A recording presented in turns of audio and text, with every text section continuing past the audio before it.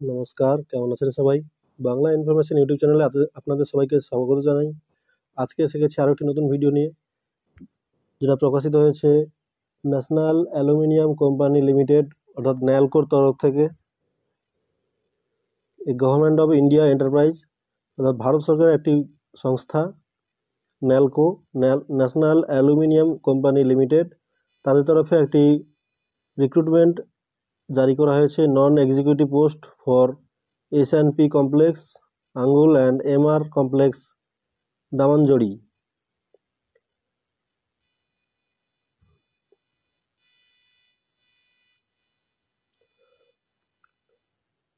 আমরা এখানে প্রথমেই দেখতে পাচ্ছি details of category wise vacancies, eligibility criteria and post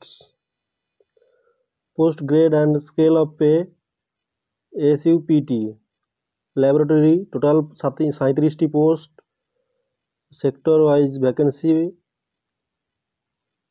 আঙ্গুল ভ্যাকেন্সি থাকছে 28টি,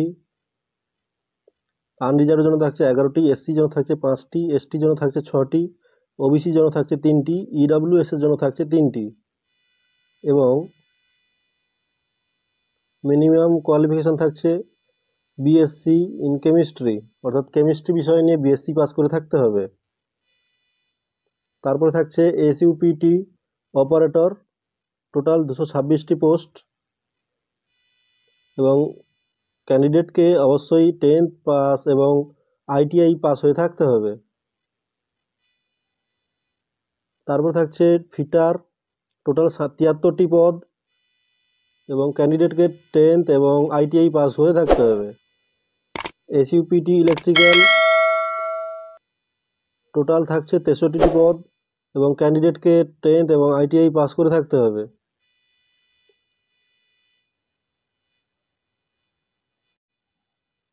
তারপর থাকছে SUPT ইনস্ট্রুমেন্টাল,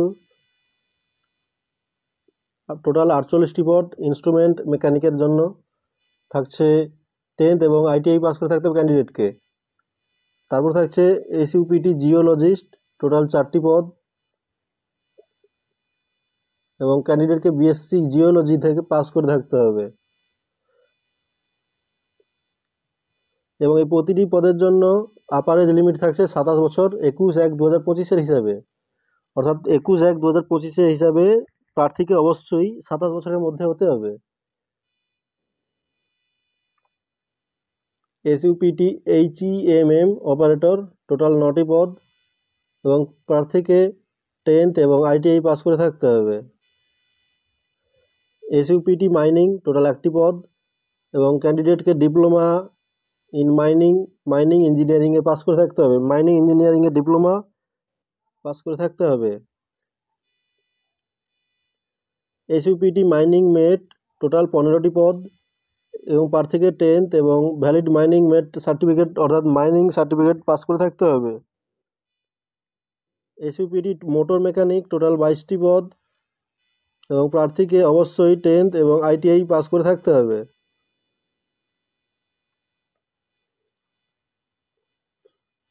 তারপরে থাকছে dresser cum first aider, total 5টি পদ এবং প্রার্থীকে অবশ্যই 10th এবং মেডিকেল সায়েন্সে 2 বছরের সার্টিফিকেট কোর্স পাস হয়ে থাকতে হবে।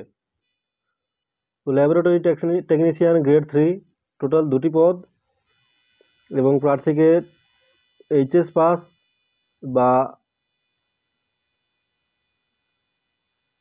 ল্যাবরেটরি সায়েন্সে 2 বছরের কোর্স পাস করে থাকতে হবে। নার্স গ্রেড 3, HS পাস এবং জেনারেল নার্স এবং মিডওয়াইফারি ট্রেনিং 3 বছরে নিয়ে থাকতে হবে। ফার্মাসিস্ট গ্রেড 3, টোটাল 6টি পদ, প্রার্থীকে HS পাস এবং ফার্মাসিতে ডিপ্লোমা পাস করে থাকতে হবে। সিলেকশন প্রসেস কীরকম থাকছে? The applied candidates for the post shall be required to undertake a computer based test, অর্থাৎ পরীক্ষাটি হবে কম্পিউটার বেসড টেস্ট এবং সিরিয়াল নম্বর 1 থেকে 10 পর্যন্ত কম্পিউটার বেসড টেস্ট হবে এবং 11 থেকে 14 পর্যন্ত কম্পিউটার বেসড টেস্ট এবং ট্রেড টেস্ট হবে। এবং এখানে জয়েনিংয়ের সময় মেডিকেল ফিটনেস টেস্ট হবে এবং রিজার্ভেশনও থাকছে। এসসি এসটি ওবিসিদের জন্য রিজার্ভেশন থাকছে, যথারীতি থাকবে। অ্যাপ্লিকেশন ফি থাকছে।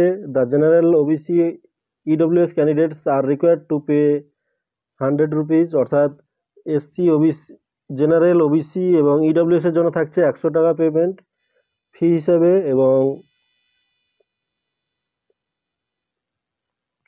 এবং এসসি এসটি পিডব্লিউবিডি দের জন্য কোনো ফি লাগবে না। আবেদন করতে হবে ন্যালকোর অফিসিয়াল ওয়েবসাইটে গিয়ে www.nalcoindia.com ওয়েবসাইটে গিয়ে ক্যারিয়ার ন্যালকোতে গিয়ে অ্যাপ্লাই করলেই আবেদন হয়ে যাবে। আবেদন প্রক্রিয়া শুরু হবে 31/12/2024 তারিখ থেকে এবং আবেদন প্রক্রিয়া চলবে 21/1/2025 তারিখ পর্যন্ত। অর্থাৎ যারা যারা আবেদন করতে চাও তারা তাড়াতাড়ি আবেদন করে ফেলো। আবেদন প্রক্রিয়া 31/12/2024 তারিখ থেকে শুরু হবে এবং 21/1/2025 তারিখ পর্যন্ত আবেদন প্রক্রিয়া চলবে। তো বন্ধুরা, আমার এই ছোট্ট ইউটিউব চ্যানেলটিকে সাবস্ক্রাইব করো, লাইক করো, পাশে থাকা বেল আইকনটিকে অন করে আমাদের সঙ্গে থাকো, যাতে করে আমরা নতুন নতুন চাকরির বিজ্ঞপ্তি প্রতিনিয়ত নিয়ে আসতে পারি।